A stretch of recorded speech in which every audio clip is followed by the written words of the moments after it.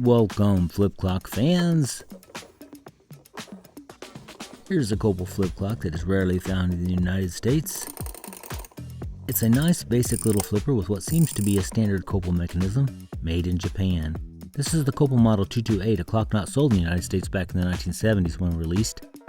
Here the clock is featured in a Japanese advertisement or insert showing the 5 available colors, all white cases with blue, green, black, or red backgrounds. There were other similar clocks that were made in Singapore, such as this Mandiko branded clock and this Dater clock, which I believe was sold in Europe. In the nice insert that was included with US sold clocks, we can see that there is no Model 228 listed as an option.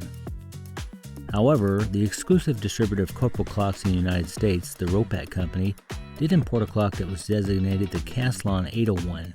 That is clearly the same clock. It's a very stylish and colorful clock, but apparently Americans weren't ready for it. Now what's this? It seems that when this clock was owned in Japan, someone painted some Kanji characters on it. So this will be your opportunity to try to decipher the meaning of this inscription.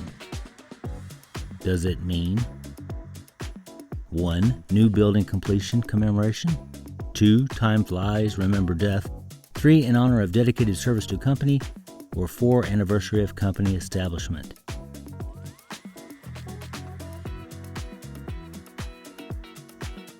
You can see here where a previous inscription was recently removed. I'm going to fix that and whiten this clock, but I want you to also try to guess if I keep the inscription or not. The Copal Model 228, configured for 60 Hz at 100 volts, typical for electronics in Japan. The clock can also be easily changed for 50 Hz, as you'll see later. I've already removed the screws to get into the clock, as you can see. This cool flush-fitting alarm set button is best removed by pulling down and away. It's starting to look like this has never been opened up. Since this is a standard Copal, these knobs will almost for sure just need to be pulled straight off. And of course we'll use one of our most important tools for flip clocks, Gorilla Tape. Gorilla Tape. You're going to find out that this clock has some unusual design features besides the obvious styling differences. If you've seen other videos from flip clock fans, you've probably seen this method of removing knobs. It is highly recommended that you do not use any tools to try to pry off knobs, as damage almost always occurs.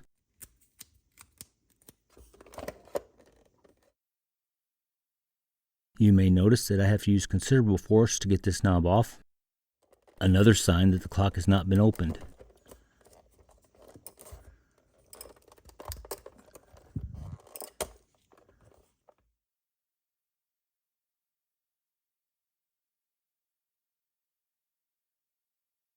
This knob is not hard, just have to get the right grip and it comes off easily.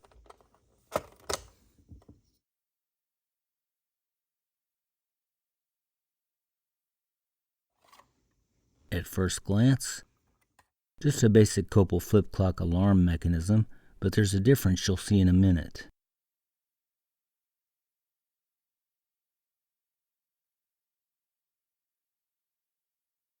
Now this was new for me. The blue colored front or bezels fastened with star clips. I've already removed the one on the left.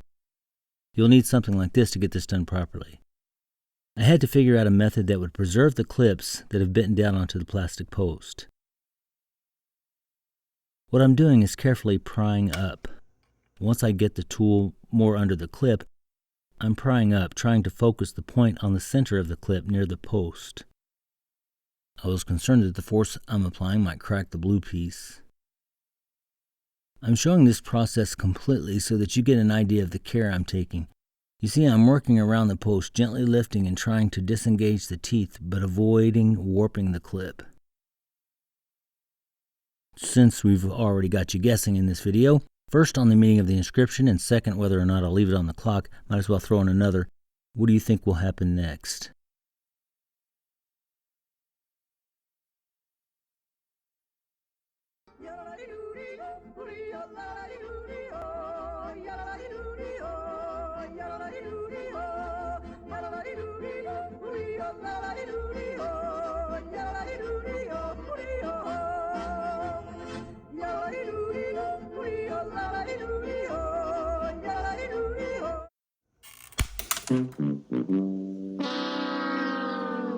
Well, I'll find that later and show how to get them back on, hopefully. Just have to gently pry this out.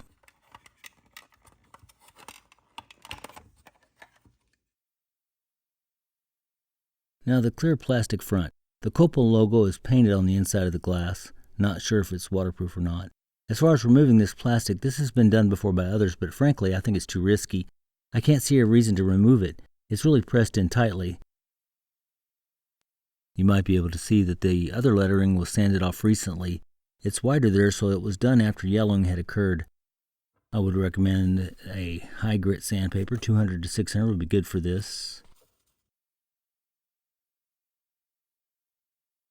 I can see that whoever did this also hit the button a little too sloppy. I wish they hadn't done this.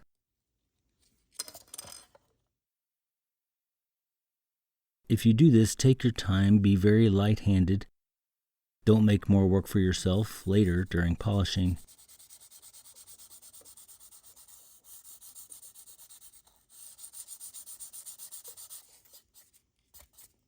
After a bit of light sanding, I like to add some polish to the wet, dry sandpaper.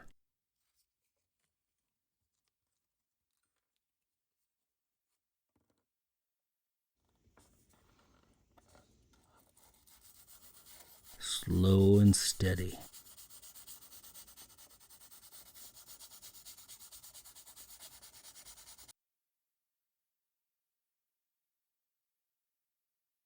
It's looking good. Now for the final polishing.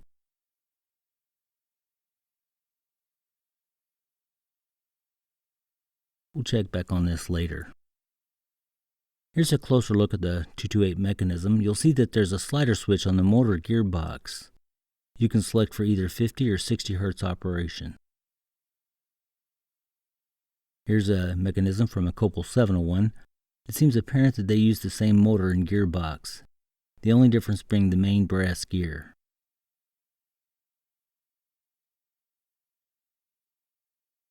The clips removed earlier are in great shape and can be reused. Just press on and hammer down with a socket that fits over the post. Make sure you have something under the top of the case. And there it is, the Copal Model 228. The answer to one of our questions, yes, I kept the inscription. I think it adds character. And what about the meaning of the Japanese?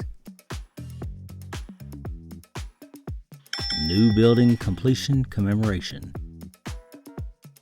The Copal Model 228, a Copal flip clock not often found in the United States, but well worth the time to find one. As always, thanks for taking the time.